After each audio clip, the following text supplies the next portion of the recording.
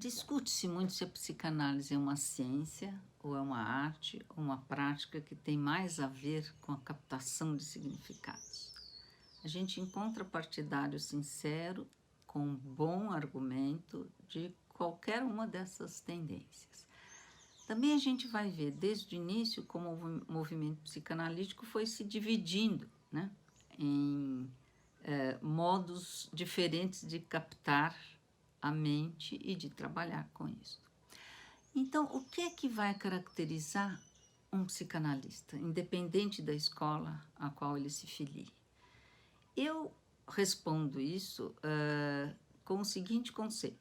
Eu acho que é a identidade psicanalítica, não é? Que vai ser obtida por meio de um longo processo de desenvolvimento, ou seja, um longo processo de formação. A identidade psicanalítica, então, ela vai implicar a construção de um objeto interno, o famoso objeto psicanalítico. E esta identidade é sujeita a movimentos de fragmentação, de reintegração, de ambivalência e de estados agudos de desnutrição.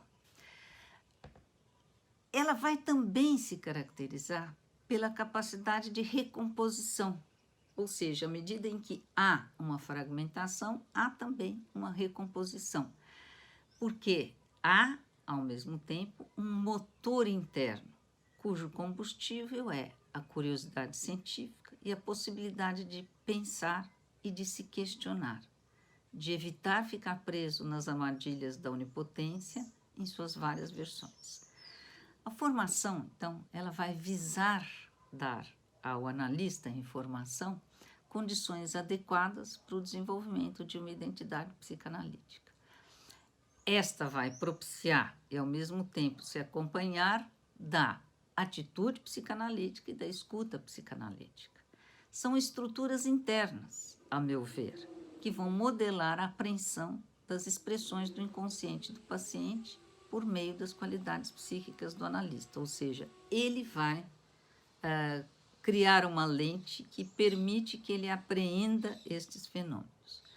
A gente pode imaginar, então, uma antena parabólica, uma grande antena parabólica, voltada para captar o conjunto de sinais que vão sendo processados na mente do analista em diversos níveis, até se chegar a uma hipótese de compreensão, a qual se segue algumas vezes uma formulação ou até uma ação, entre aspas, interpretativa. Assim, a gente vai criando um campo de apreensão que também tem uma função integradora, uma função de continência, a famosa continência. O foco da parabólica vai estar sempre dirigido para as manifestações inconscientes das expectativas, das fantasias relacionais, ou seja, da transferência. E eu acho que é isso que caracteriza a psicanálise de outras psicoterapias, este conjunto de lentes que vão focalizando o inconsciente e a transferência. O analista, então, vai ter que se servir, né, como tela de projeção dos aspectos mais sombrios, mais inquietantes do paciente. E, portanto, ele vai precisar suportar os estados de ansiedade consequentes a não ser sempre o bom objeto. E, já que a gente considera que a análise não é só um meio de amansar a ansiedade, mas também de trazer compreensão sobre o mundo interno e condições para representar o mundo interno, a gente vai ter que dar oportunidade para um reencontro constante com o objeto, de modo que as ansiedades não sejam rapidamente contornadas por manobras defensivas.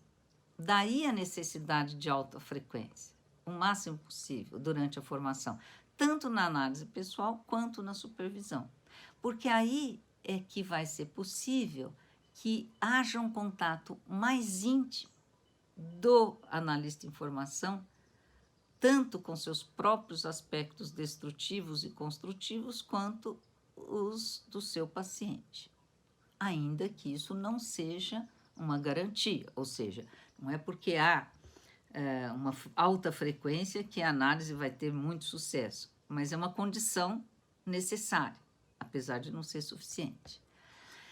Assim, eu acho que duas vertentes possibilitam o reencontro e a vitalização do objeto psicanalítico interno.